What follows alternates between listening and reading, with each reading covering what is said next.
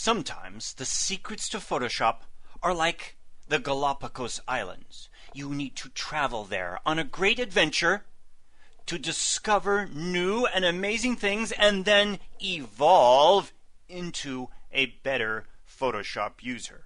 In this presentation, I'm going to guide you to new territories of discovery. Yes, we're going to analyze how to use the new image processor in Photoshop CS2 with raw images. Let's get started. I have a series of images here from a fine photographer by the name of Darren Leal. We're going to select several of these images. Here in the bridge, I'm selecting this first one, holding down my Shift key, clicking to select multiple images as you see here. Now, as we all know, we can go up to Tools, down to Photoshop, and over to Image Processor. A fine utility that allows us to batch process a group of selected images from the bridge. You may have used the image processor before, and you know that you can go through and select these images in the bridge, choose a destination, and choose either JPEG, PSD, or TIFF images for export. But have you ever tried this checkbox, Open First Image to apply settings? What lies within are the secrets to using this utility. There are several settings here that we can make for size and copyright information and even apply an action. But under the hood lies secrets to be revealed. Select this checkbox, then select Run, and watch what happens. A dialog appears. You're confused. What do I do? What you want to do is to target the first image within this selection of images that you made within Bridge. In this case, I'm selecting this topmost image here. I then double-click here on the image or select Open.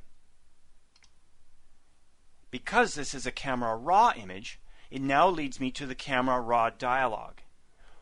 Here's the secret. You now have all your controls available to you to add to the processing. That's right. These elements down here in the base can now be added to the script. For example, if I want all my images to be set to 72 pixels per inch, I can set the resolution down here. I can also choose the size of the image that's going to be processed. I could reduce the size of the image here or increase the size. In this case, I'll leave it as is here, the standard default. I could also change the color space in this process, or even the bit depth here from 8-bit to 16-bit processing. Aha! Incredible! Not only that, over here, if I adjust detail, for example, and increase the sharpening, I will be temporarily increasing the sharpening for the processing of all the selected images. What are you saying here, Dr. Brown? I'm saying that every image, for example in this case, has its own settings because they're Camera Raw images. But I can go in and temporarily adjust the sharpness for all the selected images in this batch process to make them all sharper. But keep in mind, the sharpness settings that are applied to the image in its sidecar file or within the DNG file will remain the same.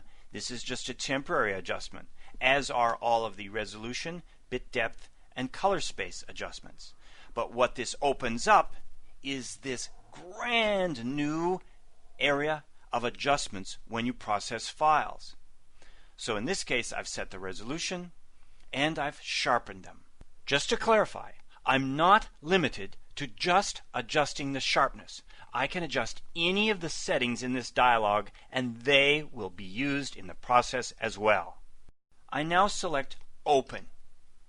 What's it going to do? It's now going to process the 4 images across the top row of my bridge. It's going to process them using their existing Camera Raw settings, except it's going to adjust them to 72 bits per inch, and it's going to adjust the sharpness. That's one of the things that's most difficult when processing images, is to set the resolution. Now, why would you want to set the resolution? You want to set the resolution because it determines the size of your overall image, for example, when it's placed into Adobe InDesign.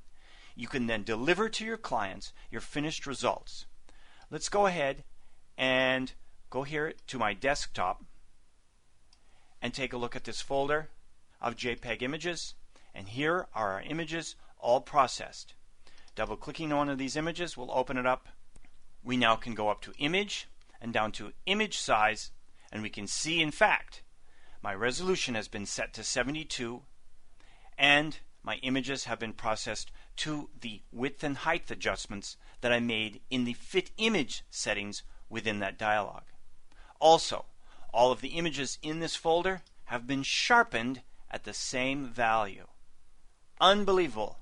You've now seen some amazing super user tips and techniques and secrets that will make you evolve into an amazing Photoshop user.